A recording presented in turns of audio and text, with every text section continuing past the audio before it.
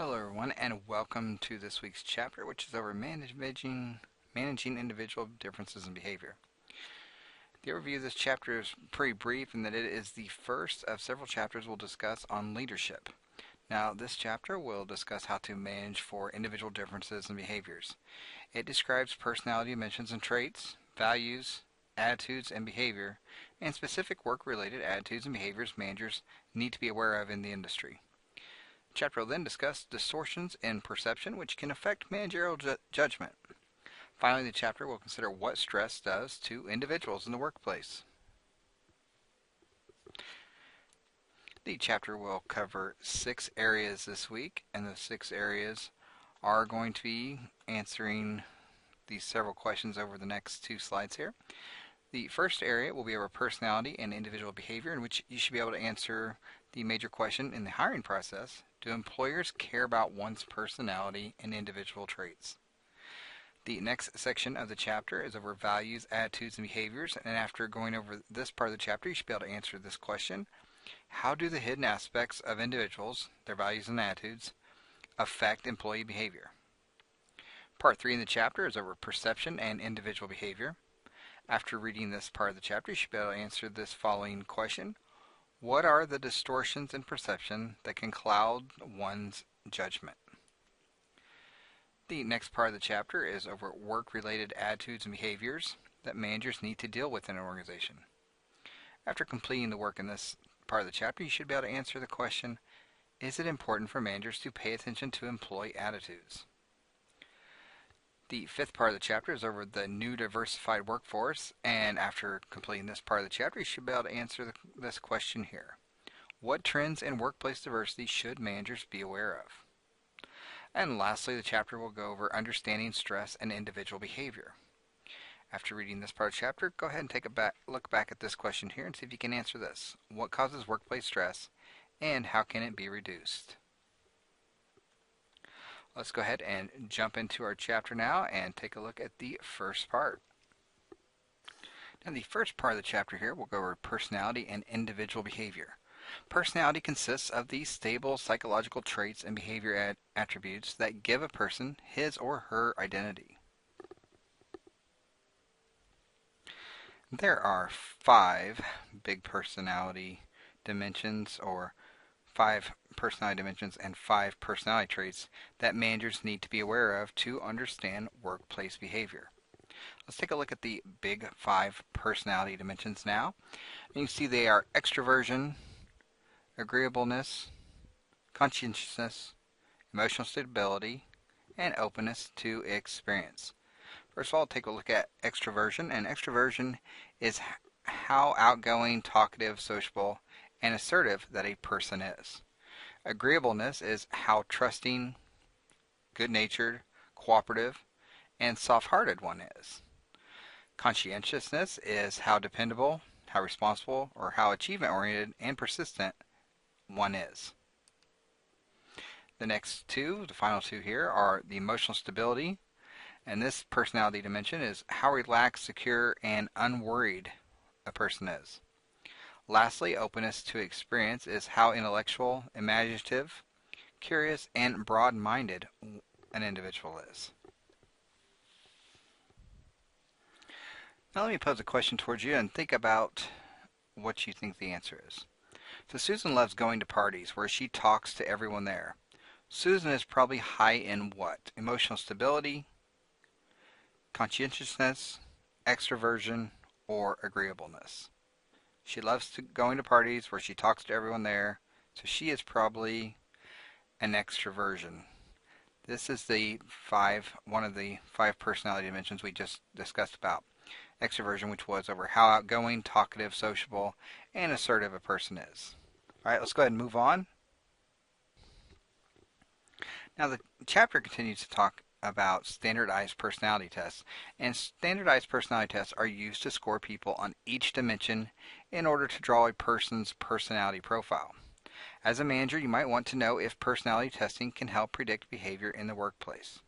Now, there's been 2 findings in this: that extroversion is an outgoing personality, and extroversion has been associated with success for managers and salespeople. It is a strong predictor of job performance than agreeableness across all professions. And conscientiousness has been found to have the strongest positive correlation with job performance and training performance. Now, managers must be careful when using personality and psychological testing for employment decisions because of the risk of abuse and discrimination lawsuits. Some suggestions could include use reputable licensed professionals for this part and don't hire on the basis of personality tests alone. That would be very bad. And be alert for gender, racial, and ethnic bias, obviously. Graphology tests don't work, but integrity tests do. A person who scores well on the big five dimensions of conscientiousness may also be a proactive personality, which is someone who is more apt to take initiative and persevere to influence the environment. And you can see in your chapter, table 11.1 goes over these different cautions. All right, let's go ahead now and we will take a look at the 5 personality traits that managers need to be aware of in order to understand workforce behavior. And those 5 are: locus of control indicates how much people believe they control their fate through their own efforts. The second one is self-efficacy, which is the belief in one's personal ability to do a task.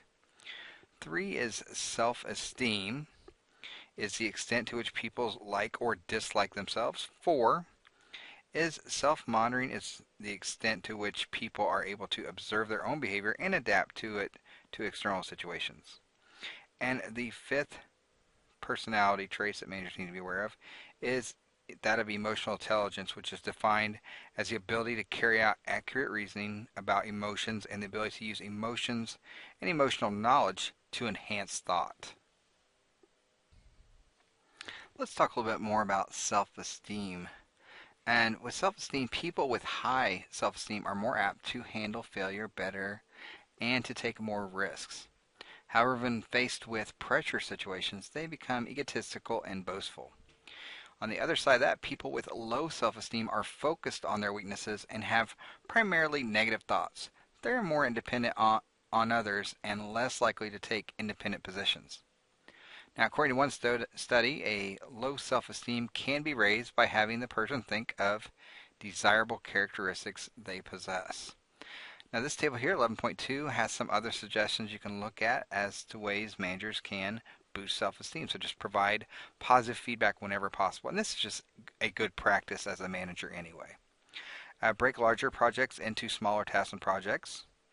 Express confidence in employees' abilities to complete their tasks, and to provide coaching whenever employees are seen to be struggling to complete those tasks, even when they're broken up into smaller pieces. Let's take another look at EI, or emotional intelligence. If you recall, emotional intelligence is the ability to cope, empathize with others, and be self-motivated. Now, Daniel Goleman argues that the most important attribute in a leader is EI, or emotional intelligence. The traits of emotional intelligence are self-awareness, which is the ability to read your own emotions and gauge your moods more accurately. Self-management is the ability to control your emotions and act with honesty and integrity in reliable and adaptable ways. Social awareness is the empathy, allowing you to show others that you care, and to organize an organizational intuition. And lastly, relationships management is the ability to communicate clearly and convincingly.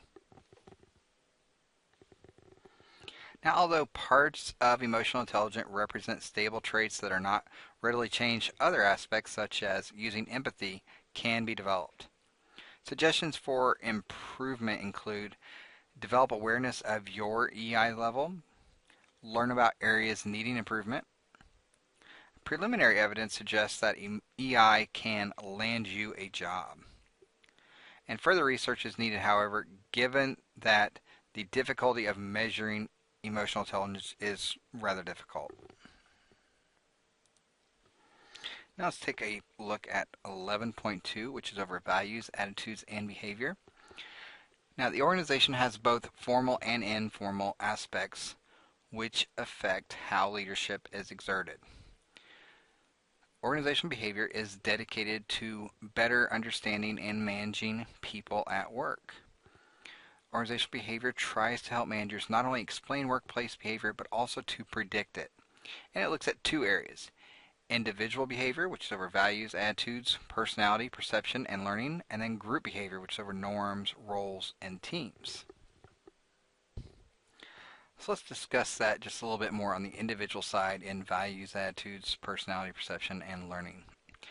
Values. Values are abstract ideas that guide one's thinking and behaviors across all situations. Lifelong behavior patterns are dictated by values that are fairly well set by the early teens but can be reshaped by significant life-altering events. Values are those concepts, principles, things, peoples, or activities for which a person is willing to work hard. Compensation, recognition, and status are common values in the workplace. Younger workers may value a balance between work and life. Now, in the area of attitudes, an attitude is a learned predisposition towards a given subject. Values are abstract ideas that are directed towards all objects, people, or events. Attitudes are beliefs and feelings that are directed towards specific objects, people, or events. And researchers have found that employees' attitudes towards their jobs are pretty stable over time. Now, there are three components of attitude, and those are affective, cognitive, and behavioral. Now, the affective component of an attitude consists of the feelings or emotions one has about a given situation. An example of this is, I hate being given the runaround. The cognitive component of an attitude consists of the beliefs and knowledge one has about a situation. An example of this would be, that company doesn't know how to take care of its customers.